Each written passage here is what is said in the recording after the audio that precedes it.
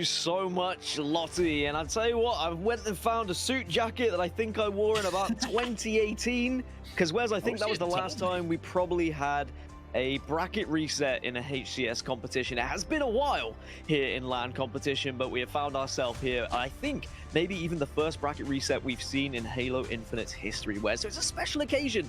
I found a jacket that definitely doesn't fit me anymore, but that's okay. At least I look moderately all right. There's the series layout on our screen. Strongholds Recharge to kick things off. Wes, how are you feeling about that best of 7? All right. Taking a look at it, Strongholds Recharge, Dan. That's an interesting one to kick it off because of how strong Cintanegra have looked in these strongholds so far as they've competed against Knights. We've seen 2 series, right? We saw a best of 5 where they were able to come out on top. The best of 7 didn't go their way, but the objectives did. Stronghold Recharge is a big one for Cintanegra, especially knowing that they just gave away the advantage that they've earned coming out of the winner's bracket. You want to start this one off hot, and if they're not able to, Dan, I'm not quite sure this one's going to go 7. PK Knights, if they can get off on the right foot as far as the objective is concerned, because that's something that they've faltered to throughout their series against the Knights today, that would be a big win as well. So kicking it off, it's Magico to start this one off. And as this grand finals resets gets underway, Dan, Magico, he's been a player to watch today. It's going to be a big moment for him. We are underway, as you say, a reset in this grand finals between 2 absolute giants of this region. This has been Knights tournament all weekend long. We've been talking about how Knights should be winning this, Knights should be winning that. It should be easy. Then Cintanegra have come out of what seems like nowhere to show what they are made of. But in the early stages here, Knights have already got a lead.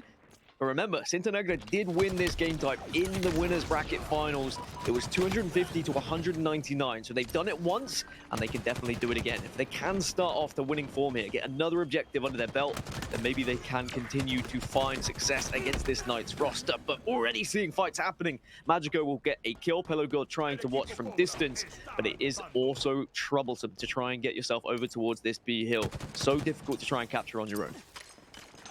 A massive trade under the camo player, is you were breaking that down so eloquently. Massive for Cintanegra to get that camo out of the hands of the Knights, and they've done a good job as of yet, continuing to start off well in some of these objectives games. It's been a real strong point for Cintanegra up until this series. Let's see if they can continue it now. A little bit of teamwork goes a long way, and 3 down for the Knights bodes well for their chances to continue to score.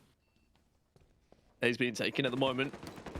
B also still in control of Cintanegra as well. Johan gets taken down though by Drift. He was in such a good position to maybe cover this B stronghold, but now with him falling, it is a responsibility of Pelu to make sure he tries to capture it. But look at the speed of which someone's arrived. Magico pulls a rabbit out of his hat and will arrive into B so quickly that now Cintanegra will continue to score. And I tell you what, they are playing with so much confidence at the moment.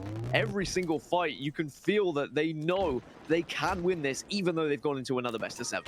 Yeah, and looking at the start of the day, Dan, what I thought was going to be Cintanegra needing to win Slayers, it's actually the other way around. Their objective has been so strong, 56 to 16, and continuing to go. Unfortunately, just not the camo control that they need in order to potentially continue to dictate the pace here in game 1. The second camo of the game, it's gone into Atzo's hands as well.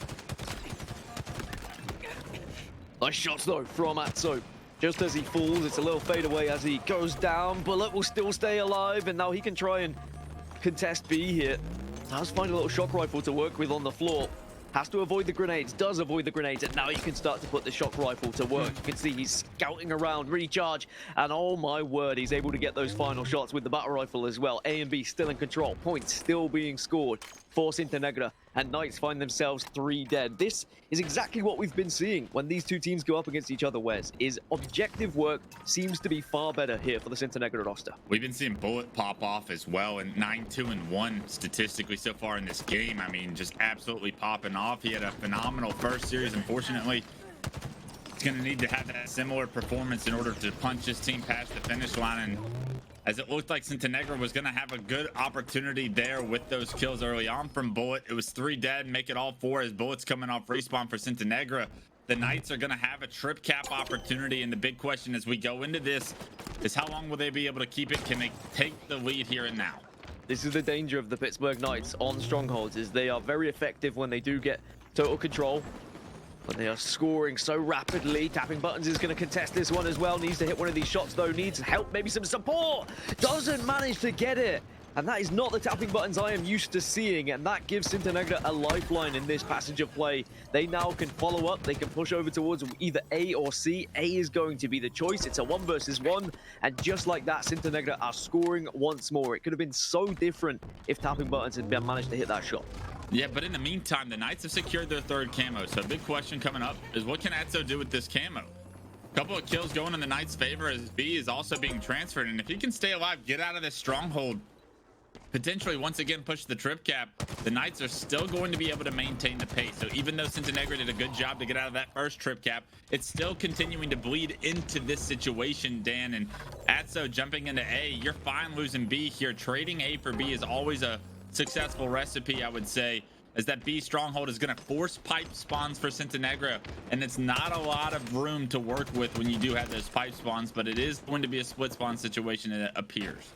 Yeah, you're right. I mean, the split spawn is a difficult scenario to play on both ends. It really can depend on what's happened and what's unfolded previously. But it looks like B and C are currently being contested by the Pittsburgh Knights. But all the meanwhile, Cintanegra are scoring because it hasn't been reset yet.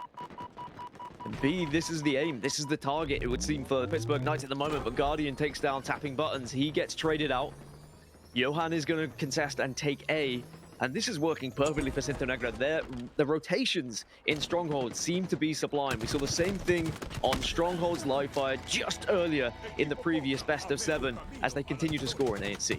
Yeah, Cintanegra, you got to give props to them and their ability to rotate, but it's also a couple of blunders on the side of Knights. When you get those trip caps, the big thing about the trip caps in Halo Infinite is, do you overextend at times? Do you feel like when you force split spawns, are you able to get the sways? If you're not able to get those sways, the split spawns are actually going to benefit the team coming off respawn. The Knights, they haven't been able to get those sways up until this point in these strongholds, and it has come at the deficit to their score right now. Because they don't get those sways, they lose not only one stronghold typically, but a couple, and risk a trip cap of their own. In the meantime though, Pelu with camo has been able to grapple it to himself, secure a kill, and stay alive. So once again, 4 for 4 now the Knights are on camos. Pelu had no right staying alive with that camouflage. I think even he's probably surprised he was able to do so, but Cintanegra do manage to turn over B. Pelu God trying to do what he can. Did he get the stick? He did get the stick, gets the double kill, but unfortunately he is not going to be able to capture B.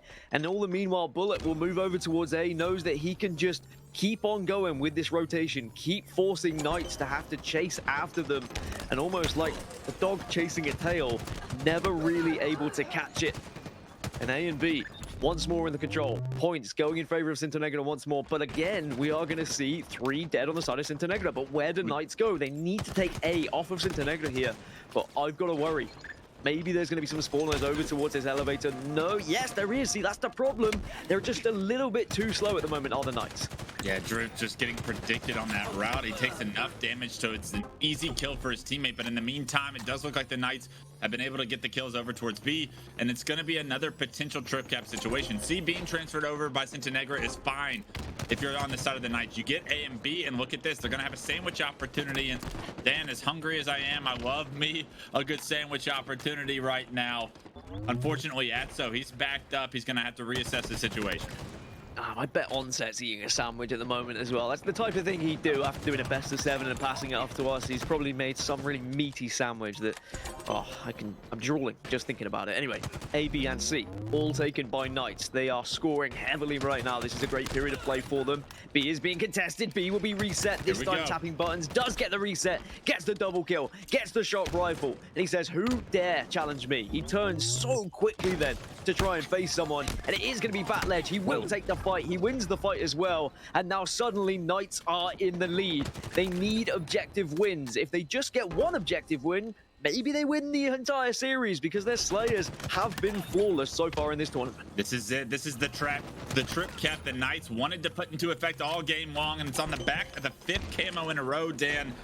The camo control from Pelu, specifically on this team, has been so crucial to them staying in this game. And now that they've got the trip cap, they've been able to keep it. They've been able to force split spawns, rotate perfectly, get the slays on top of it, and you're seeing exactly why. teams push the trip cap. Look at the score. It's blown wide open now, up over 60 points. This is the Pittsburgh Knights we thought we were going to see all tournament long, and maybe they are just saving the best for last. Maybe they just wanted to put on a show for the entire LATAM region, who were literally chanting one more game, but they got one entire new series. 242 to 161. Pittsburgh Knights are almost 1-0 up, and with that final kill, they will be going 1-0 up in this reset. And I was worried about Cintanegra if there was a reset, if there was another best of 7. Will they have the stamina to keep up with the experience that we see on the other side of the stage? What a game one, and what a comeback. We didn't see his point of view, but Dan, you called out tapping buttons towards the beginning of that game. Well, at the end, he was flying everywhere to A to C, hitting shots, taking players down, and he was a difference maker towards the end of that. I'm not quite sure what the stats are going to represent there, but tapping buttons in that trip cap situation was able to thrive. Started hitting a lot of those shots that we know him to be able to hit. And when tapping buttons starts to heat up, when he can catch fire, that's when this PK Knights roster is at its best. When they're in control and tapping buttons has that freedom to run around the map and just take those fights, then it is difficult to stop this Pittsburgh Knights roster. We have seen that throughout the weekend. The only problem is when they are behind. Like, how do they get back into it? Well, they've just answered that in that game. They were down by a considerable amount. They were able to just take a breather, assess how they were going to stop this constant rotation that they were going up against, and eventually they laid a few traps, they baited, they switched, and it worked out perfectly for them. Tapping buttons, 20 kills on the board. When you needed your superstar to step up, he has done just that in game number 1 of this bracket reset.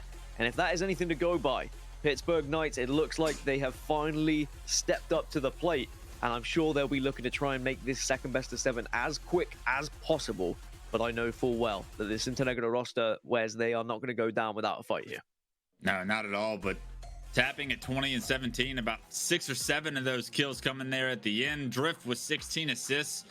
And those are the 2 players I've always been able to call out and say these are the guys to watch on this team. But Knights, the entire squad brings it in game 1. And now all of a sudden, Dan, the pressure for the first time in one of these series is starting to be felt on the side of Cintanegra. They no longer had the advantage. They are now backs against the wall here, and they're gonna find out very quickly how well they can play with that kind of pressure on them, because in the winners finals they always had the lead in the series after game 1, I would say. And then in the first set series in the grand finals, they had the lead 2-1. You're playing with at very worst, we're playing a bracket reset. Now it's no longer the case. Now we're going to learn about their true colors deep into the night here from Cintanegra. I mean, Lottie asked me about it before even we had the chance to see what was going to happen in that first best of 7. I said, if Knights can get to a second best of 7, this gets extremely scary for Cintanegra. Now, Oddball Streets is going to be game number 2. I look across in my notes. Did they play each other in this tournament so far? No, they have not. But we have seen a lot of incredible Street Slayer games throughout this tournament. 50-49s. We even saw a 50-50 if you weren't watching during day number 1. That was quite something. We seem to be breaking records in this tournament. The first bracket reset in Halo Infinite LAN. And we are going to see, of course, a 50-50 as well for the first time in Halo Infinite. But Knights versus Cintanegra, game number 2, Slayer Streets is where we are going. And if we know anything, it's that the Pittsburgh Knights have dominated the Slayers between these 2 teams. In fact, I don't think they've been able to lose a Slayer in the previous series. They really were just a different kind of force when it came to how aggressive they were able to be, pushing constantly and taking so many fights. Can we see Cintanegra actually get a Slayer under their belts? It is so important that they win one of these Slayers for their chances in this second best of 7. And I feel like if it's going to be one, it's going to be Streets, because they won the King of the Hill Streets. They won the Strongholds Streets very convincingly both times around. If there's ever a Slayer Cintanegra need to win, it's with momentum now against them here in the grand finals. You got to find a way. You got to get 50 kills, and unfortunately, Pelu's found his way to another power-up, power weapon in here in this grand finals. He's got the rockets and the bulldog in hand. I love his ability to focus on these upgrades so far throughout this series. And he was so hell-bent on getting that battle rifle there. I'm not sure he was even aware there was a player bottom tram, but he quickly just slammed the Bulldog into him, hits him with the melee. Job is a good one. And now he's continuing to be on a tear, but Magico will hit the shots to ensure he gets taken down. It's 9-5. It is a great start for the Knights, but Cintanegra are still within a shot of this one. They are still in touching distance. As long as you can stay within at least 5 kills, you are more than comfortable. The early stages, no reason to panic, especially considering how well we know Knights have been playing these Slayer games. You got to keep it close, at least for now, because when we've seen the Knights get off to an early lead in their Slayers, they typically run away with it. Cintanegra now down 5 early on. Got a couple of players towards the cafe, and Guardian trying to stay alive, trying to dodge the nades, but he only lures more pressure into his teammates' back tower. It was all 4 dead for Cintanegra again, and when it rains, it pours down. And when on a map like Streets, when you go all 4 dead on a fast game type like Slayer, you can best believe the pressure is going to be right off respawn. 20-10, a 10-kill advantage, 3 dead as you say. And Cintanegra are unable to get off spawn multiple times here. The Knights are really running through them. This second best of 7 is looking more and more likely that the Knights will be taking it already. I can say that confidently, just with how different they're playing and how much Cintanegra are struggling in these Slayers. But there's still a long way to go yet, so I won't get ahead of myself, and I'm sure that the Knights won't either. But already they are looking to try and take a 2-0 lead in this one. Atzo has the rocket launcher in the back pocket to try and get another guaranteed kill, but he doesn't need to use it at the moment because everyone are falling like flies around him. The Knights roster are all just getting the kills with beatdowns, with battle rifles. Finally, he uses the rocket, and it's enough to get an assist. It's an absolute slaughter here on the Streets. 14 separate the two as the 28 kill mark is crossed by the Knights, and as they approach that 30 kill mark, I said they needed to keep it close on the side of Cintanegra, and they have not been able to get off their spawn. Look at the pressure continuously being applied to them. As soon as he gets his shield back, he's in another gunfight. And Johan, although he's just trying to buy time here, he's got his hands full with tapping buttons. And on the other side, I mean, the Knights, they know that if they keep the pressure up, they should be able to trade damage out and successfully come away with a 2-0 victory here in the grand finals.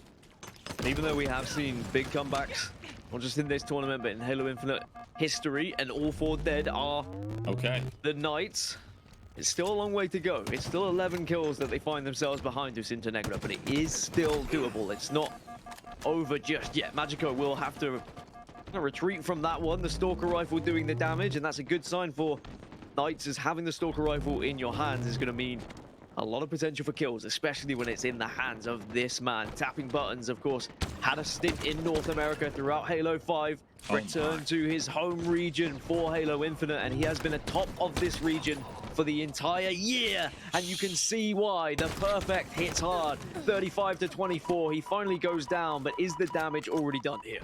I mean, look at the difference, though, Dan. If it's Cintanegra goes all 4 dead and they all spawn up in Tram, Knights brought the party to them. Knights, when they all 4 just went down, they spawned Tram, they got the hell out of Dodge. They created space on the map, and they were much more successful at fighting for map control. You didn't see nearly the power swing, the amount of kills swing towards the favor of Cintanegra because of that. In the meantime, though, Rockets and Stalker acquired by Bullet. He's got a lot of responsibility back tower to make sure not only does he get a couple of kills, he stays alive. He can't do that. And although those Rockets get removed from the map in Cintanegra's hands, it's still an 8-kill game. 8 kills was better than 11, and as we say that, Tapping Buttons, I think, just got the ninja, and it's listed as a massacre in the Spanish language on your screen, but 41-34. And you saw the pumped up feeling that Atzo felt after that kill from Tapping Buttons as well, just trying to inject some energy into the rest of his roster to make them believe that this can be done here in this second best of 7.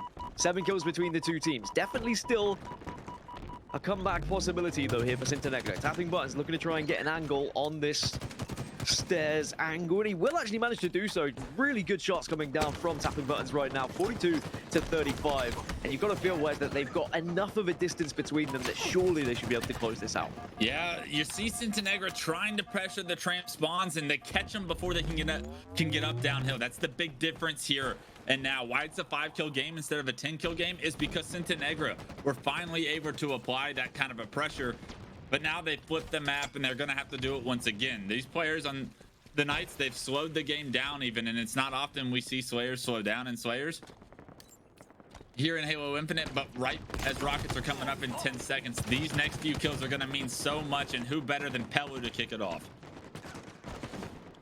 45 to 38. Another kill going in favor of the Knights. Johan is at least going to be able to get one back. Bullet also puts one on the board. They're still within 6. You got to get rockets. These rockets have to go in the way of Knights if they're going to confirm this. But, oh, wow, 48 to 41, and they're not going in favor of Cintanegra. That probably means the end of this one, you have to say. 48 to 42. Johan's taking the fight, though, and that's a big fight to win. Still alive, still chance. 49 to 44. One more kill required for the Pittsburgh Knights. They've got the grenades to work with as well. They see where the players are on Pink Street. Cintanegra will retreat as much as they can. They're all backed up. But here comes the push from the Pittsburgh Knights to get this last remaining kill. And it is sewn into it as well. Cintanegra fall, and we are going to see the Pittsburgh Knights take a 2-0 lead in this series. There we go. We see the Pittsburgh Knights fans are starting to get a little bit louder. They're starting to cheer a little bit more. I feel like they've been the more reserved fans when we check them out, but now that they realize, hey, our team's actually probably going to win this thing, those fans starting to get loud, starting to be proud, and they have every right to be. This is a phenomenal comeback story from the Knights. What was once the heavy favorite for our tournament, Dan, fell short in that winners finals. It's a comeback story, and they're writing it perfectly now. They're starting to hit their flow. Hitting their flow indeed, and they're starting to look like a terrifying force. And with one Slayer and one objective already under their belt, if it goes anything like the previous best of 7 did, maybe they've already solidified their name on that trophy, but still plenty of games to be played.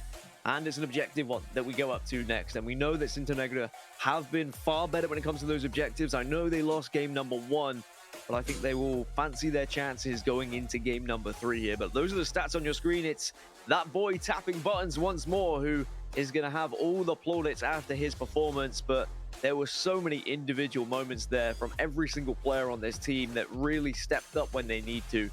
It seems like it's taken them a while to properly wake up and properly show us what this PK roster can look like, Wes, but maybe we finally got there now.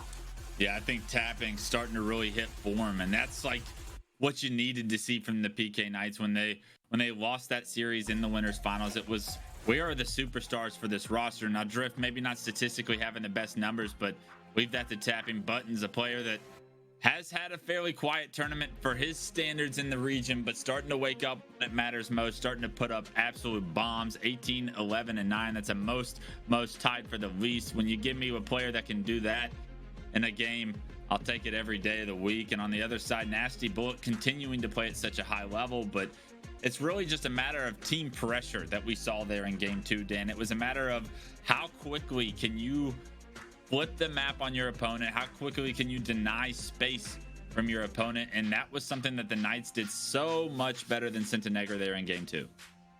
They did indeed, and now they find themselves 2-0 up going into Live Fire King of the Hill. And if I remember correctly, this is one that we've already seen these two play, and last time it was a reset. It was 3-3 and we couldn't find a winner, and then it was 1-1 and Knights were able to just get across that finish line. So everything's starting to look good for Knights. Previous games they've won, they've got an objective already under their belt.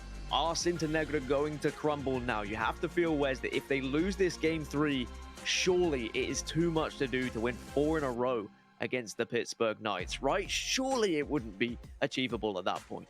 Yeah, and this is almost like a different Pittsburgh Knights roster that you're seeing here in the second best of 7 because of the pressure. These guys on both sides of the stage are human, and when you're confident, when you continuously are putting up numbers like tapping starting to put up, hitting shots that they're starting to hit, they're starting to find that rhythm, that flow that puts them in that mode where they're just going unconsciously, right? When you hit this level of tiredness and you've been through this many games in a day, especially at the end of a weekend at a tournament, you start to subconsciously just kind of play at a very high level if you hit that level of flow. And we're starting to wonder, where is that Cintanegra flow that we once saw in the winners bracket finals, in some of those games in the first best of 7 in that grand finals. But getting underway now, Guardian, a player that's been fairly quiet the last few games, needs to find a way to hit some shots, does just that. And this is a much different start for Cintanegra than we've seen as of recent, and this could bode well for their opportunity to take game 3.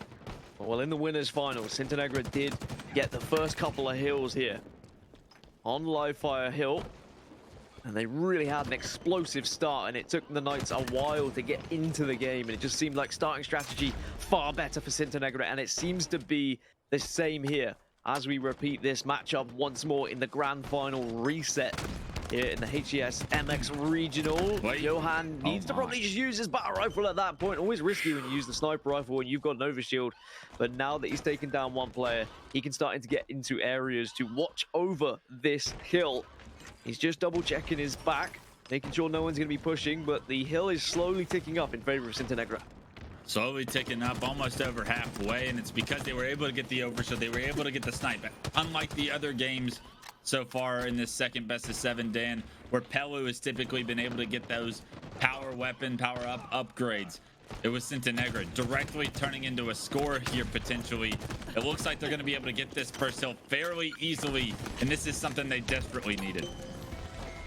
Johan's grenade unfortunately bounces off the wall, but he does manage to stay alive. First point going in favor of Cintanegra. Boy, do they need this. Nice It's a nice stick as well from Johan.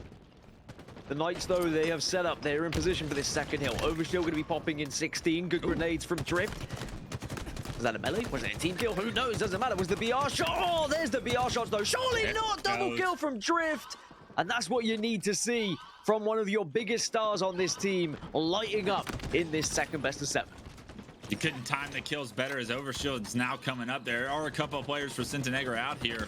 I'm not quite sure if the Knights are in a position to compete for it, and the answer is no, they're not. Guardians is going to pick up that second Overshield of the game so far, and what looked like a very promising position for the Knights to be in after Drift lands those 3 kills is immediately stripped away, and it's the power-up control once again. Not to sound like a dead record, Dan, but those things can swing the momentum of games, and so far Cintanegra doing a much better job here in game 3 to focus on achieving those points. I do hate dead records, and I've seen a few of them in my time, Wes, I tell you, that's for sure. A little bit of control now for Cintanegra. And even though it was Drift who had that double kill, on the other side it was Johan who hit a double kill equally of the same magnitude that really did propel them into a situation where they could then get some kills to follow. And it's Johan again on the killing spree. It's Johan scoring points. It's Knights 3 dead, and Cintanegra are outslaying Knights massively at the moment. And even though Knights have had those highlights, it has been the CN story. It has been all blue in these last few moments as Johan gets another kill and still scoring RCN. Nasty Bullet versus Atzo. It's a one-on-one, and Nasty Bullet is right behind Atzo. Can't quite finish the kill, but he is going to force Atzo to turn around, run away with his head, but he ran right towards the hill, and the positioning is going to benefit the Knights as Atzo was able to actually, by staying alive, Dan, he's able to give them tower spawns, exactly what the doctor ordered for the Knights to get back into this one. Now, Cintanegra, if they're able to break this single setup of the front tower before this point is scored, they're probably going to be able to score it themselves. If not, this game is going to be tied up 1-1. Tapping Buttons has the sniper rifle. He rescued it from bottom middle. This is the first. Connects with the second, but it's just a body, and now this is going to be the push for Cintanegra, but it doesn't matter because the cap already happened. 1-1. And Knights are able to put one on the board, even though it looked surely like it was going to be Cintanegra's, considering the slaying power we've seen so far. But that is the danger of the Pittsburgh Knights. Their slays have been at the right time. They've been a little bit more effective as Johan gets taken down, and now Knights have managed to find an overshield. We'll just talk about the one-on-one. As we lose 2 players in the lobby, let's retract. We're going to have to go to a reset, ladies and gentlemen. I've seen this one just about 100 times, so let's pull out of this game. Let's focus on what went right there for Pittsburgh to score that point. It was a one-on-one between Bullet and Atzo, and although Bullet was just shooting Atzo in the back, and I mean, Atzo didn't have to do any damage, but what he did was he got in a position where his teammates could spawn by the tower.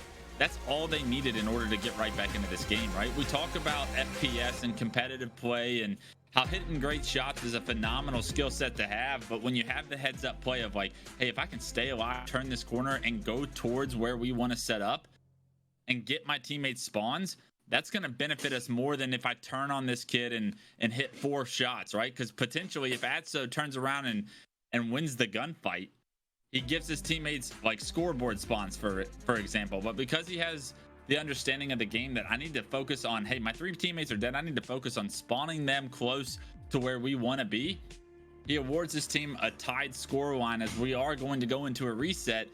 a much different storyline than looking down at a 2-0 differential if this was to be the same case. Exactly. You get the protein in. Well, it looks like with the map fly through, hopefully we are going to get back into this one. It was a power issue for a couple of the players, unfortunately, so that's why we're having to get a reset. As clarification, it is also going to be a full reset, so it's going to be first to 4. It's not going to be a first to 3 after the 1 point that was scored, and we are back underway in game number 3. Thank you, everyone watching on Twitch, of course, for sticking around, and on YouTube as well, of course. 5 minutes on the clock, 0-0 at the moment, and the sniper rifle in the hands of the man, the myth, the legend. It's Johan. What can he do for us? Can he put on a show as early scoring going in favor of Knights? Johan's going to play for this overshield instead of the early hill time. It's always interesting to see how this plays out, Dan, because the team that goes for the overshield, if you don't acquire this in a very like successful manner where your overshield potentially gets stripped away while you compete for it, sometimes you don't get that power upgrade that you kind of played for. And in the meantime, look at that, a chunk at the hill already in the Knights' favor. This is what I'm worried about. This has to be a successful push from Cintanegra, and Pelu, he's already done so much damage. He's found the first kill. Fortunately, the reinforcements are here for Cintanegra. The overshield gets put to use, but if Cintanegra don't find a way to find the next couple of slays, playing for that overshield's not going to benefit them at all. Such a difficult call to make on this map. Do you go for it or do you not? As we see Atzo get another kill, and again, it's that plasma pistol coming in his favor. He loves this gun, and he's always hitting shots with it. We heard Lottie in the desk talking about it just before this series started. I love this. Repulse up into the air, stay alive, manage to get your shields back. And this is where we talk about using the sandbox to full effect, using the utility you have on offer to stay alive as best as you can. All the meanwhile, Knights still scoring, but what can Magico and the rest of Cintanegra do? Well, there's only 2 of them rest. The E-Wave has to hit, does not, 3 dead, and the Knights surely get this point. Yeah, this is such a tough position for Cintanegra now. It's a tied 1-1 game, but you can best believe the Knights are going to be able to capture this point here in just a few moments. They just have one more round of slays they need, and all the pressure coming from bridge side of the map. It's going to be a difficult chance for Cintanegra to even compete for this, coming from the same direction like that. Moments away once again, like I'm saying, but it's all because they decided to play for overshield at the start, and that overshield doesn't transition to much. Let that be a lesson that hill time is sometimes more important than some of the power upgrades that you could get in order to get some slays, right? If you're able to deny that overshield for even just a couple of seconds, that just means so much to the player on your team that's in the hill. Cintanegra, though, have been able to position themselves for this second hill. Knights are flanking round behind, and there is going to be a couple kills going in favor of Cintanegra. Johan gets the second. There's 3 are dead. Drift's going to be the last remaining player. He's got some big nades, but he's not able to get past the triple. Johan is stepping up yet again. He has been the difference maker so many times, and now he will allow Cintanegra to set up and score some big time in this hill. You said it had to be him that stepped up here to be the lifeblood for Cintanegra to stay in this series. And look at that, because he gets the triple, he awards his team with the tower spawns, and they already have over halfway, make it 70% of this second hill. They need to tie this one up before it gets out of hand. Unfortunately, they're gonna lose a couple of members, I believe. Front tower, Pelu does get a little bit of help, but still Johan back tower making plays as always.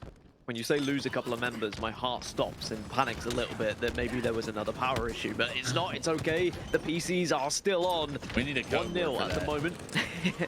It's going to be tied up very shortly, though, if Knights cannot stop this aggression from Cintanegra. You can see Drift desperately trying to find the last player, but Bullet got his shields back, and Bullet gets the trade. He had no rhyme or reason to actually be able to achieve that. And then look at the strafe we just saw top middle. Knights are giving this a good go. Heatwave in the hand of Atzo. 2 are dead at the moment. He's just going to watch over top middle. Overshield is going to be popping. This is a good time for Knights to get a little bit of time and also try and secure that OV. Yeah, I think Cintanegra, they're going to play for this overshield. But if the Knights are able to acquire this overshield, they may be able to flip this hill on its head. Unfortunately, not in a position to get it. And it's going to be up to Bullet now to try and kill the last player alive for the Knights. As his teammates able to hop in the hill, they're going to be able to tie this one up here momentarily again. And with the hill moving back into house, it's going to be a good chance for Cintanegra to get right back into this series here. If they can take this game, they're able to tie this one up. Remember, it is the first of 3 points here, and as Bullet tries to make his way underneath, He needs to get there fast because it's all about spawns on this map, especially on a game type like King of the Hill, where the objective is on one side of the map typically at all times. Dan, if you're spawning back tower, it's a long traversal time to get over there. Well, at least after the reset, we go back to where we were. 1-1, even though I think different hills were taken by different teams, but it doesn't matter. We get the same scoreline, all fair in Love and War. But now we are going to see Cintanegra have the slight advantage in this next one. Johan trying to stay alive, but eventually gets sniffed out. And now this is going to be the chance for the Pittsburgh Knights to push up on this one, but Bullet wins a big fight bottom middle to even up the numbers. And unfortunately, teammates are falling everywhere around him, and the Knights are going to gain control. They would if Guardian wasn't killing them. Eventually, Knights will start scoring, but has the damage been done? Can Cintanegra travel across this map quick enough to contest this hill? It looks like the answer is no, because Pelu God was in prime position to stop those top middle pushes. Yeah, and look at this. The Knights, they're spawning on this side of the map, while Cintanegra, they're spawning on the complete opposite side. Such a long traversal time. Great shots out of Pelu. And as this hill is about to go into the Knights' favor, Overshield's coming up. This is a dire time for Cintanegra. It's a tough time. 2-1 down. But at least it's not 3-0. At least they've got time to get back into this one. This is a tough hill, though. Overshield going to be popping as well. Johan in a position with this heat wave to be a nuisance bottom middle. Could make it a double kill here. Will do so, as now he looks to try and help the rest of the team, because elsewhere, tapping buttons also got a double kill. The battle of the giants, but unfortunately, the double kill more effective on the side of Knights, because Drift has been able to pick up that overshield. And we know overshield plus this hill usually means a point secured. Already so much time in favor of Knights. So much time, so much position advantage as well. Drift able to play around this silo out here by the overshield so well, as he's able to turn from target to target to target, even shoots the nades before getting taken down to do a little bit of extra damage on the Magico. Look at that. Magico being half shields. Gonna make his stint, his ability to be aggressive just that much slower, but they do take over that hill, Dan, before it's captured, and now it's a lot of work to do for Cintanegra, but the chance is still alive for them now. Oh, big nade to take Magico down to no shields, and he's the last remaining player. So a lot of pressure to hit one of these shots to at least give his team a chance. Does connect with one body, but unfortunately for Cintanegra, Knights are there waiting, and they will get the third point on the board as we go to top middle in live fire. So now you've really got to start prioritizing that tower, of course, and who else to get closer towards it than Johan. He's got the repulsor in case he does need to get up there very quickly, but instead he uses it to send the player back, and he gets the final shot. Let's talk about the mechanical skill there to repulse, nade, and shoot at the same time. So many small actions done. That's something beautiful about Halo Infinite, is when you're clicking on all cylinders, your micro skill can really showcase some of the small differences. You're able to separate yourself from one another here, and Johan just showing you a little bit of that in his bag of tricks, but gonna need to do a lot more here, as this top mid hill is so difficult to try and transfer over. You're down 2 hills at this point, and you got to find a way to transfer this one over. You will go down 3-0 in the series. Yeah, because Knights are a little bit behind in this hill, they can afford to now just make this one as long as possible. Get into a position, just keep Cintanegra out of that hill. Very similar to bottom middle on Streets. Play a little bit of Slayer, eat away at that clock, and make sure that you get even closer to securing this game. And as you say, going 3-0 up in the series, Drift will find Magico, the last remaining player who was bottom middle. And now he is just searching for Cintanegra members. It's a double kill. Does get stuck, but doesn't matter, because they were able to stop so much time from being gathered from the Cintanegra roster. Yeah, and all that time, Dan, that he was able to just deny the hill from being captured. You're probably wondering, why did he chase that guy bottom middle? Well, the clock now starting to become a factor in the scoreline, right? So every single second that hill is neutralized, it's another win condition in the right direction for the Knights. Time being gathered. Knights now halfway through. They said we could play Slayer, but how about when we've got enough kills, we can actually put some decent time in this top middle hill. Bullet gets a double. Doesn't want to get too overzealous here. Doesn't need to look for loads of multi-kills. Instead, he just needs to be patient, wait for his team, wait for his shields, and start to gather some time, because Cintanegra, they need this hill, and I feel like they need this game as well if they are going to come back into this series. If they go 3-0 down, that just seems like a mammoth task against the Pittsburgh Knights, who have dominated this region for so long. Bullet, though, will get absolutely slammed by tapping buttons and his heat wave, but they are still scoring us, Cintanegra. They have done very well to get 3 members of Knights down and put a lot of time into this hill. They got to stop the push that's coming from green, and Johan, he's forced to back up. He's going to have to leave his hill player alone. The Knights, they want to stop this one from going in the direction of Cintanegra, but Cintanegra need this point. Like you said, Dan, there's a couple of players for Johan to try and deal with, and he's actually playing his life so well right there that he probably is going to be able to award his team the point. But tapping buttons, repulses from bottom mid, denies hill time from being captured momentarily, and now all you need is a toe in the hill for Cintanegra to capture this point. Remember what happened last time between these two? It was 3-3 and it went to a reset, and with only 1 minute left on the clock, that is definitely a possibility already. Cintanegra will get one back, and they are in this next hill. 2 members are down for Knights. Cintanegra are scoring. 3-3 is looking entirely probable, even at this point, unless Pelu can do something, but he gets taken out by Magico. Cintanegra continue to score, and the Knights just need to calm this one down. They were able to eat away at so much of the clock, but they need to manage to find an extra gear here to ensure they keep Cintanegra out of this hill. Bullets gets taken down, and that's the entry pick. That's the entry pick the Knights need in order to collapse. Here comes Atzo out the big door. Here comes players from the pillars, and the Knights, after getting that kill onto the bridge player, are going to be able to retake this setup. And now looking to try and end this one. There's a minute on the clock as well, Dan. So even if the Knights get taken down, if they can neutralize the hill for a minute, it'll work in their favor. But this hill, it's typically controlled at all times, I would say. So clock, maybe not as big of a problem for Cintanegra as we enter what I would say the last few stages of the game. It's very difficult to play the clock on this hill. You are absolutely right. And Cintanegra are scoring, and arguably close to making it 3-3 as well, because 2 more have fallen from the Knights. Cintanegra are in position as well to watch the spawners. There's a trade that happens elsewhere. Drift also gets taken down. 3 are dead once more, and the point is going to be secured here. It's 3-3, and what a comeback from Cintanegra. One last hill, though, to try and split this. Otherwise, we would go to a reset,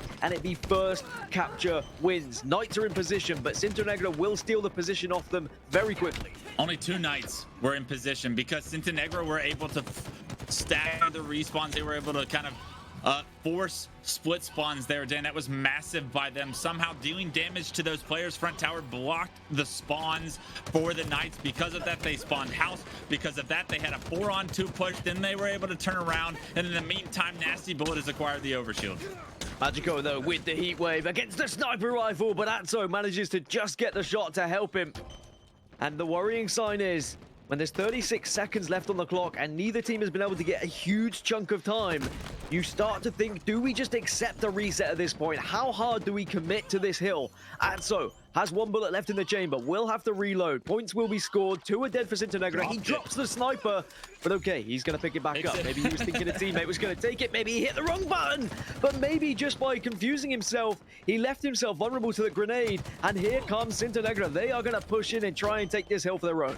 You can tell it's a little chaotic on the side of the Knights. That exchange of the snipe should have been very clear instructions to the teammate. Take this, or Atzo should have just taken responsibility upon himself. Because there's a bit of a blunder, because they hesitate, they're not nearly applying the kind of pressure that they could have been if they were focused on the actual game at hand. Because of that, now Cintanegra have taken over the tower, and this is going to be a tough one to break, Dan, and they're not going to have a respawn to do it. This game is over. Cintanegra are now down 1 game here in the reset of our grand finals. Knights have thrown that one away. They were 3-1 up. They started to play time. Maybe they were hoping the clock would go in their favor. And then they were going back and forth. They were getting the hill. They weren't getting the hill. And in the end, Cintanegra kept taking advantage of it, and they kept playing for their lives. They knew what an important game this was. They knew they had to win this to stay alive in this series.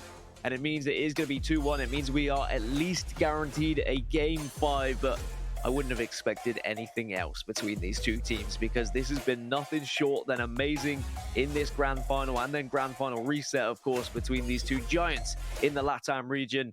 Such an important win, Wes. This could have been a very different story if they were not able to secure it. No, and they shouldn't have been able to. I think if you're Atzo, you're kicking yourself right now, right? You should have been in a position, probably top tower, in order to play that situation so much differently with that snipe. Even the hill being neutralized, not the worst case in the world, but because the moment gets a little bit too big, you try to get too cute with dropping the snipe there.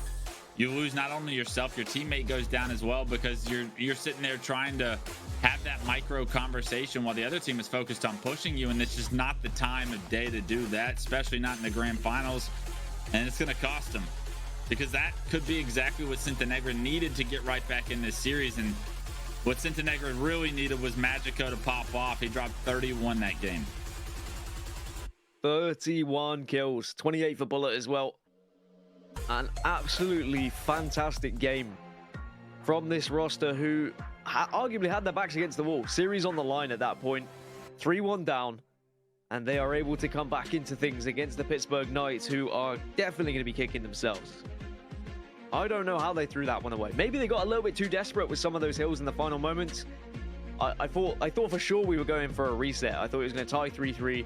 No one was going to be able to get, you know, that solid setup. You are right. Maybe just a little bit of a mistake. Maybe Drift not necessarily knowing what to do with that sniper rifle, and it could have changed things. But coulda, woulda, shoulda. Hindsight, all of that jazz doesn't matter now. All we know is that we are in to game number 4, and it's going to be a 2-1 lead for the Pittsburgh Knights. And I think that if we can see the momentum gathered here by Cintanegra, then there is no reason why they can't use this as a driving force to get back into this series and also try and destroy the morale and confidence that Pittsburgh Knights have had for the last few games, especially when we are going into Capture the Flag Catalyst. And again, Wes, it is another game we saw in the winners bracket finals, and it was a Cintanegra win. They won it 3-1 against the Pittsburgh Knights, so they will be feeling so confident going into game 4. You gotta swing momentum here if you're Cintanegra.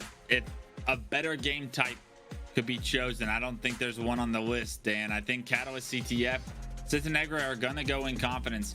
And the fact that they were able to steal game 3 to stay in this series, like you were saying, going down 3-0, you can best believe we're all punching our tickets out of this one.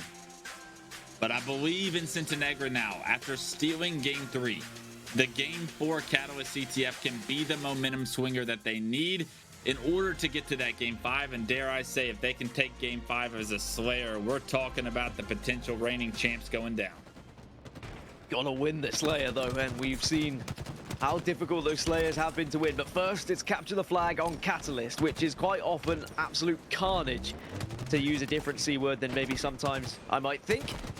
But 11:40 on the clock. Overshield is already grabbed as well. That is a very early overshield grab. That was a very quick push. And where did he disappear to? Tapping buttons, just absolutely dipsy-doodling everyone, as Strongside used to say, and he's still alive. Viva de Leche stays alive, milks his wife perfectly. Eventually gets taken down there. It does look like Cintanegra have broken off to an early lead. They have map control for now, and so often do we see with map control it transition into flag caps for Cintanegra. You do have to start to wonder, how is the stamina of these players as we get into the late evening over in Mexico, the early morning over here in Europe. But wherever you are in the world, you know you are witnessing one of the greatest grand finals we've seen in HCS history in Halo Infinite. And it's difficult to call which way it's going to go. It looked for sure like the Pittsburgh Knights were going to run through Cintanegra after their first 2. But that third game now puts Cintanegra in with a shot. And going into Capture the Flag Catalyst, they've been so good at this game type. One is dead on the side of Knights. Flag has been pulled on both sides. We're going to get a little bit of a flag standoff here unless we can see a quick return. But Bullet is going to take down Atzo. And Cintanegra look the more likely to score this one, Wes. Yeah, the kills are going in the favor of Cintanegra now, but just as I say that, 2 go down, Dan, and that's probably going to be the next touch going to the Knights' favor. Johan, he had the right idea in dropping the flag and advancing on the map to try and potentially help the last player alive, but unfortunately wasn't able to get there in time. 3 are dead currently for the Knights as Overshield's coming up here in 3 seconds, Dan, and if you get this Overshield, it can mean so much to trying to get this return. Who's brave enough to go for the overshield, though? That's the question. Because if you go for it and you fail, you leave your team at a numbers disadvantage. But it doesn't matter because Cintanegra, they were able to get the return before anyone even thought of the overshield. And they find themselves 1-0 up, and Drift, he gets absolutely dumped on by Johan. And Johan says, I tell you what, I'll put a few extra bullets in your body to let you know what's just happened. You can tell Johan starting to feel momentum, even with the body disrespect there. That's confidence, Dan. That kind of confidence can roll through the team as well. Everybody's starting to click, and it has been all Cintanegra so far throughout this game. They find themselves up not just 1-0, but with a great opportunity in this flagpole to take a significant lead here to tie this series up. 3 were dead. Tapping Buttons was the last remaining player. He got into the base and he pulled the flag. Pelu God has been able to get a kill onto Johan, but the flag doesn't get tossed in. Unfortunately, it kind of hit the wall as well, so it's going to be in an awkward spot. Pelu God and the rest of Knights maybe going to try and go for a counter cap here, because two were dead, 3 were dead. Flag still moving, and they've got the return. What's going to be the opportunity strategy now for Cintanegra? Are they going to be able to get into the base to stop this one? Great grenades. 2 are dead. This is back and forth. This is bloody mental. Bloody mental, bloody. The Spartans on the Knights right now, they go down several members. All 4 of them actually get taken down. This return has got to come through, but nades from Tapping Buttons with the triple kill off screen. Gets the touch on the flag, Dan, and that was a massive one to tie this game up. Somehow, Tapping comes off spawn, has perfectly placed grenades, hits the shots to pair with them, and gets there in the nick of time to touch the flag. Forget Tapping Buttons, he is slapping buttons right now. He is hammering them as hard as he can to ensure that he does what he can to help this Knights roster try and get closer and closer to winning this grand final and really lifting that trophy that they probably feel like they deserve after the years they've had and how dominant they have been throughout this scene. Now, 1-1, all tied up. 7 minutes 50 still on the clock, still loads of time for these 2 teams, but Knights are going to be moving this flag. But unfortunately, Pelu God is going to go down as well. 2 down on both sides. Bullet going to be able to get the return perhaps, but Drift alongside Atzo are going to take him down, and this flag keeps moving. What a sight line for the Knights to have across the map to get that player off the return, and who better than Atzo to be in a position to get the touch, to finish the run, to take the lead. The Knights have now taken the lead here in Game 4. They do not want this series to go the distance. Game 7 was great the first time around, but you got to think they want to put a punctuation on this championship. Like you said, they've been working their tails off for years to be in this position. They have to capture this moment. Nice shots again from Bullet. You need someone to step up again on Cintanegra. You need to answer back to the individual quality we just saw from Tapping Buttons on the other side. A game-winning moment, perhaps, with that triple kill and then getting the flag run, but Bullet now moving a flag of his own. 2 are dead on the side of the Pittsburgh Knights, but look at this contest. That's going to be a big fight. Bullet trying to stay alive, but Drift gets the kill. Will be the assist, though. Magico's there to pick up the flag and pick up the pieces here for Cintanegra, but the grenades, Wes, the grenades again are absolutely on point for these teams. Good trade from Tapping to finish that sword player off. The flag gets stalled over here on the right side of the map, or the side of the Knights, but they got to get the return. There's one more player to deal with. It's Johan. He's been a pain in their rear for too long. As he's able to stay alive, does he get the touch is the question. He does. He gets the touch. Johan creating chaos still. Even when he was down numbers, he's bought enough time for the rest of Cintanegra to show up. And Magico, he's got flag in hand, and he's going to be able to tie this game up. And that's all because Johan just stays alive and plays the situation perfectly. It's these individual clutch moments, isn't it? Clutch. It's Johan, it's Tapping Buttons, it's players stepping up in the grand final on the biggest stage in front of probably the biggest crowd that they've played in front of in quite some time. 2-2. Everything slows down and it's a little bit quieter here on Catalyst, but as we say that elsewhere, Guardian has been able to pick up a kill. Tapping Buttons goes down. 3 are dead on the side of Knights. Pelu God, the last remaining defense here, and he gets a great pre-nade, which will allow him to surely stop any sort of flag pull.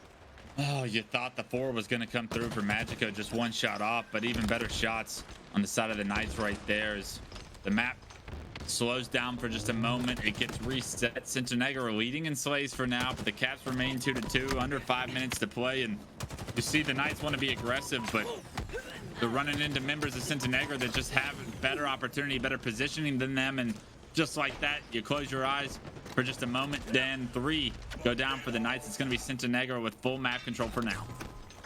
And the slays that we're seeing from Cintanegra are far superior than their opponents, but being in the right place at the right time were Knights, or maybe Cintanegra just running that flag the wrong way, maybe not knowing which side were spawning, whether it be gold, whether it be ivy, and on the back of it, Atzo now can run this flag for the Pittsburgh Knights, using the repulsor just to project that flag a little bit further. And here's the patience. He was waiting. He was baiting. He was hoping that someone was going to walk around that corner, but he's got to make it count, and Johan eludes him for long enough to allow a teammate to come and join the fray.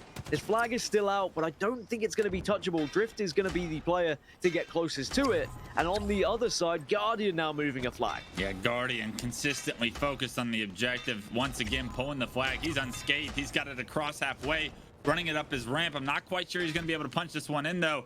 But as he takes a look at the observer mode, no return in for him yet, so he's got to stall. But there's multiple members of Knights around him now on this ramp. He's got Atzo in front, tapping in the back. He gets rid of Atzo. That's massive. Tapping looks lost, and because of it, Guardian gets the double. Pelu, he's gonna have to try and milk his life here. He's got to stay alive, but there's 3 members of Cintanegra surrounding him. They're gonna be able to get the return, and with the help of Guardian making one of the most incredible plays of the day, they're gonna take the lead here in game 4. It's another flag standoff, and it's another one going in favor of Cintanegra. Knights took the lead for a short while, but Cintanegra answered back in such an emphatic fashion. And now they are just 3 minutes away from tying up this series as well. But I don't feel like that is going to be the last flag that we'll see put into its capture point on this game. Cintanegra lose a few. The Knights starting to get a little bit more aggressive, but Johan has a sword in his back pocket. And I'm sure he's going to be putting it to use very quickly. Pelu got not able to escape with the skewer. And there is kills going on left, right, and center. And so many big fights being won by this Cintanegra roster. They are absolutely firing right now as Bullet makes it all 4 dead. Specifically, Guardian really picking up his play here. If you want to win a championship, everybody's got to start making plays. And Guardian taking it into his own hands continuously, starting to win some pivotal battles that have determined the score here 3-2. 2 minutes and 30 seconds on the clock, Dan.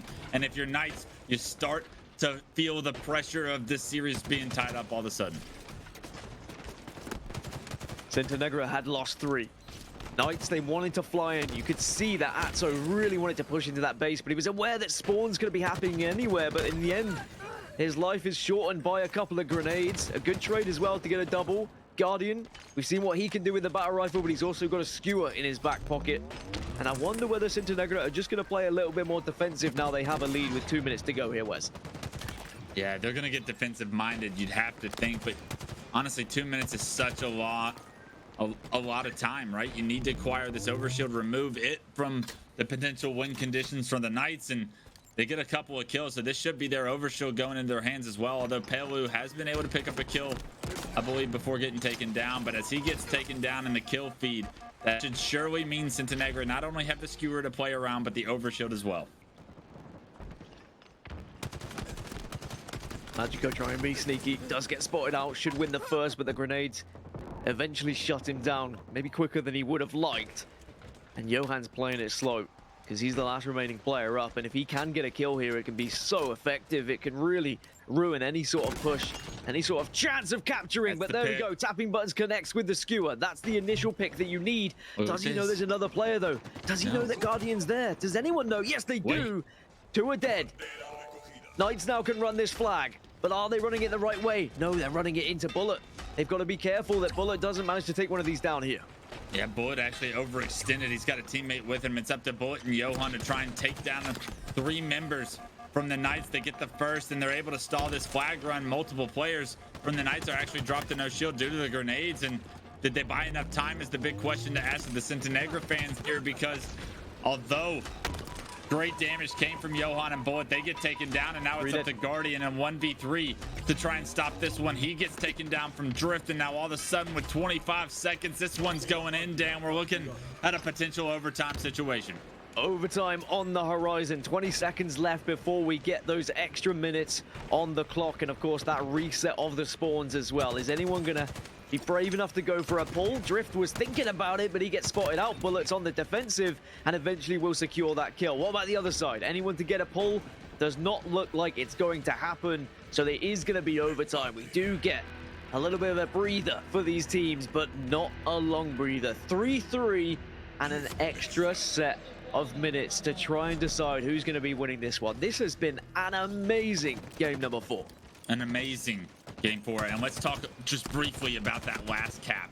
that we saw the Knights be able to get, Dan. As tapping came into the base, he found the pick. He and Drift were pushing up towards the flag. They realized, hey, it is way too quiet for us to be able to pull this flag. Where are the members of Cintanegra? They sniff out the rat in the back of the base, and because Drift is able to get that kill, it almost guarantees that the Knights were able to punch that third flag in and tie that one up before overtime.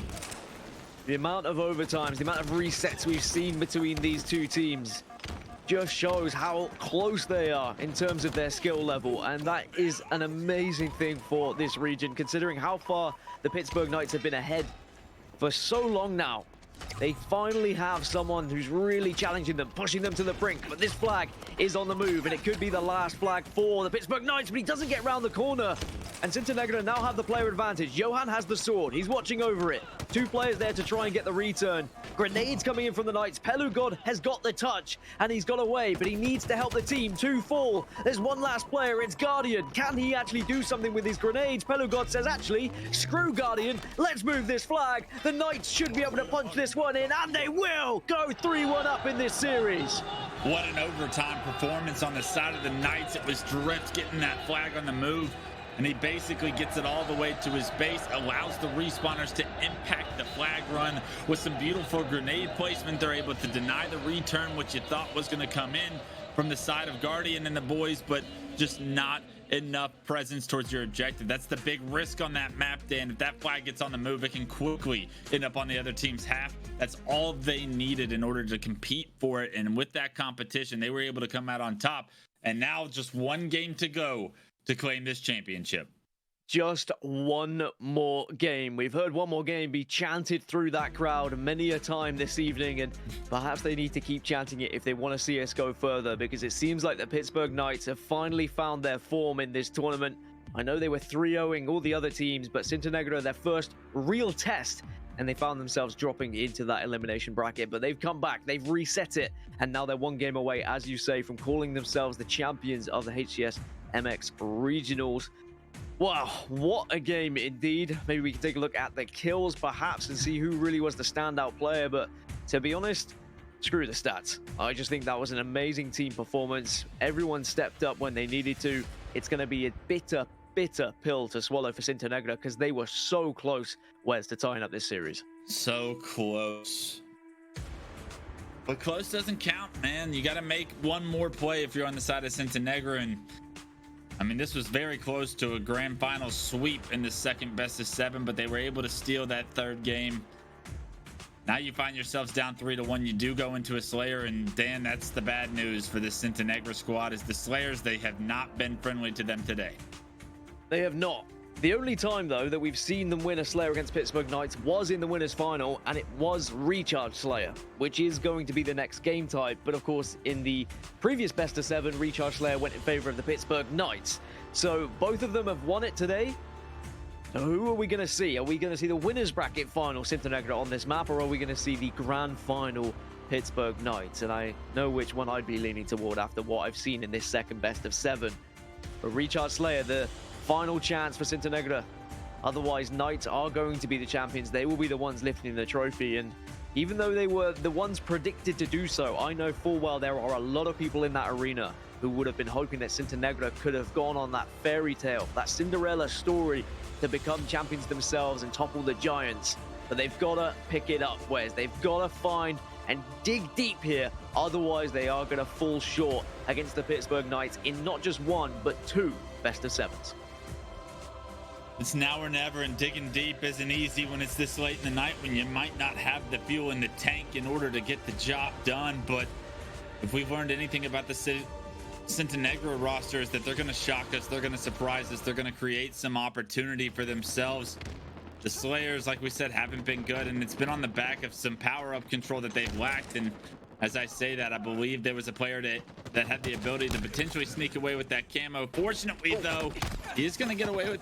He's going to get taken down, so Cintanegra fans can rest easy for now. The power-up's not going to create too much of a difference here at the start of the game. And in fact, they've jumped out to a 4-2 lead.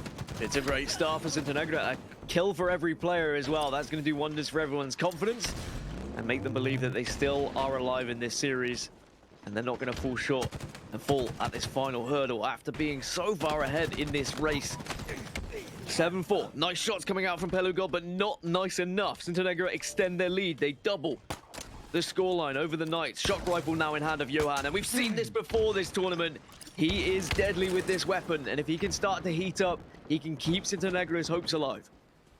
Gotta make a play, Johan. Gotta hit a shot. Can you find Tapping's head? No. Just briefly misses that one, and you don't want to overextend with this weapon. I feel like so often we're seeing over challenges in this situation. Just Johan needing to play his life right now. Up 9-4, Cintanegra. You're able to slow this one down and play at your pace for what feels like the first time in the series. Things are slowing down. Tapping buttons maybe look to try and speed things up, though. We saw how slow the Recharge Slayer was in the previous best of 7. But then as soon as Tapping buttons and the rest of the Pittsburgh Knights had control, it completely sped up, and they won by 13 kills. I think it was 50-37 in the end. But right now, they can't really find that same kind of pattern of play. They're down by 7. Magico makes it down by 8. Cintanegra, they are still alive in this tournament, still alive in this series. Great grenades as well. They've done a lot of damage, and if I'm Magico, I'm screaming to my teammates, saying that long haul, they're all weak. We can collapse, but oh, what a shot from Drift to make sure he gets shot down. Yeah, beautiful shot from Drift, but good information. Drift actually hits another one as we see a switch of point of views. Now we're on board with Drift. He's hit 2 shock rifle shots in a row that were pretty incredible. Gonna have to do a little bit more work to get this game even closer. Spots Magico, takes Magico, and knows that players are going to be over in the pipes. You can tell by the reticle placement. He knows that the enemy team is going to be in this pipes situation, but look at Johan. He's got sword out. You can tell from the observer mode, but it doesn't matter. Drift hits the shot to make the difference. All of a sudden, it's a 5-kill game because Drift has done it himself. Pings the sword and says, I don't need it. I've got a shock rifle. It actually won the battle against the sword. The curve slide into the sword, and I think he gave that player a fright of his life. Gave me a fright from my life. That was one of the best sequences I've ever seen, and I wish we had seen the first 2 shots, but just knowing what he did was incredible. Well, he still has that shock rifle. He can still put on a show for us, but we switch away and watch Guardian die instead. And Bullet now is going to be trying to do what he can for Cintanegra to stay alive, but 2 of his teammates have fallen. I like the play. He's going to get the repulsor just in case he has to eject someone off the map if he gets pushed, but he's able to slow it down enough so that teammates get the spawn. But just like that, Knights are now within 3. It was once an 8-kill difference, but thanks to Drift and the shots he's been hitting, the Knights are very much caught up here. Yeah, and that's everything the Knights needed to try and end this series on this game, right? This was looking like a Cintanegra Slayer win potentially very early on. They were starting to run away with it, and then all of a sudden all it does is take 1 Drift to potentially be the difference maker. Can't hit Magico or Johan, but the shots are so close, and Drift, he wants a little bit more of that cup. Takes Johan's head off, and that's the pick that they need in order to be aggressive. And look at that, perfect time for camo, and who better to get it Drift with this shock rifle. 2020 all tied up, as it is of course match point, series point, tournament point here for Drift and the Knight squad, and he's just connecting with everything. He stays alive and he punishes this Cintanegra roster for not killing him, and somehow he is absolutely running through them. Surely not. How is he still alive? How has this man not been taken down? How is he putting on this much of a show? How is he this confident in the grand final, Wes? The kids are asleep. It's parental warnings here. Drift doing some things I haven't seen done quite yet to a team right now to keep his team in this. All of a sudden, Dan, it's a 5-kill lead for the Knights, and it's on the back of Drift just absolutely dominating this Recharge Slayer. 11 kills for Drift. Tapping buttons also adding to that total as well. It's now a 6-kill lead for Knights against Cintanegra, excuse me.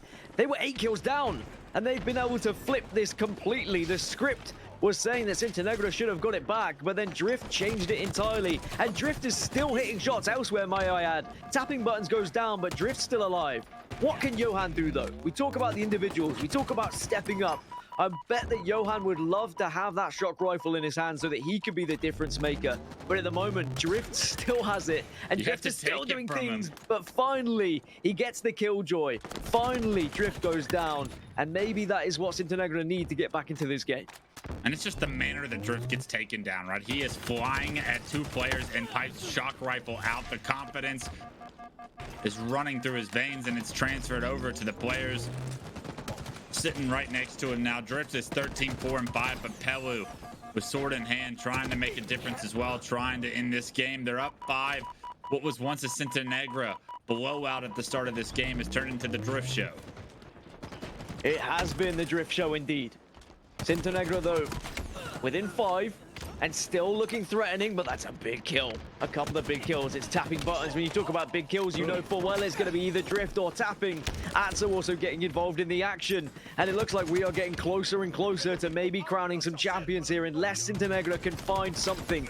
Can they find a second wind here? No, because tapping buttons is running through them. Atzo's got his favorite gun, the plasma pistol, and all the pieces are starting to form now here for the Pittsburgh Knights. I mean, take a step back and look at how impactful Drift has been. We'll look at tapping button stats as well. 15, 2, and 6. Although we've seen the highlight reel Drift's put on for us, tapping has got to be doing something right with those kind of numbers, and that's been the difference here for the Knights in the second half of this game. 41-32, 9 kills to separate these two teams in this grand finals, and the championship crown, it can almost be felt on the head of the Knights. Knights had it all to do. They came into this grand finals needing to win not just 1 but 2 best of 7s. Buller, though, gets a kill, and the push comes through. The aggression is there, but oh wow, Drift manages to get some more impactful kills to put them just 5 kills away from calling themselves champions here. Johan doing what he can, but perhaps it's just a little bit too late here. Cintanegra will try and slow this one down, but with Knights only needing 5, you know full well they're going to charge him, but that could be a huge kill, taking the sword down. Massive. He actually slides in front of his teammate. The sword player's so focused on trying to get to his teammate that he eats the melee from Johan. Perfectly played the bait and switch situation onto a sword carrier. You never see that one work out typically, but needing everything to go in their direction here for the side of Cintanegra. They got to stay alive, find a way to get these kills, and Atzo, his shots are good. They take down Johan, and now just 2 kills is all the Knights need.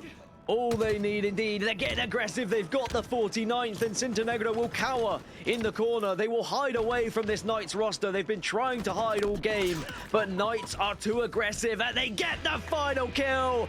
Drift celebrates. The Pittsburgh Knights, their reign continues. It was a difficult journey for them, and boy, did they put on a spectacle, but in the end, they once more are crowned champions here. HCS MX Regional Champions are going to be the Pittsburgh Knights. It was never in doubt, Wes. It was never in doubt. I'm going to say it was in doubt just a little bit. I think we have to give props to Cintanegra, the show that they were able to put on all weekend long, especially in the winners bracket finals and the grand finals. Hats off to them. They played lights out. We didn't even know they had it in them to play at that level of Halo, but it's only right that the Pittsburgh Knights come out on top at the end of the day for this region. They have put in so much work for this moment, so much time across the past 3-4 years towards the end of Halo 5, and these guys, they've worked their tails off to achieve this goal. And it's a massive congratulations to the superstars on stage, and I can't wait to see these guys in Orlando.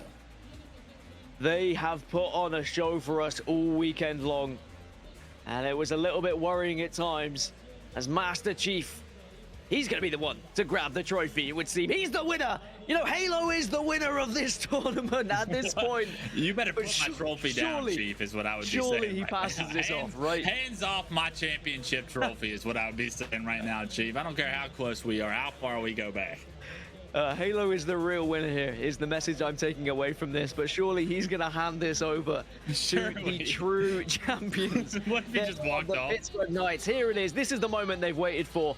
4 years we've waited for a LAN in Mexico. The Pittsburgh Knights, they were dominating back then, and they're going to be dominating once more, I'm sure. Your HCS MX regional champions are the Pittsburgh Knights, and eventually Master Chief, I'm sure, will hand them this trophy, Wes. All jokes aside, congratulations to these guys. So much talent, so much practice and preparation goes into moments like this, and we get to witness it here this weekend. The greatness that these players, this team has become, but it really has been behind the scenes, day in, day out, week in, week out. I've watched these guys compete for such a long time. A well-deserved championship to their name, and we'll see what they can do on the international stage here in a few months.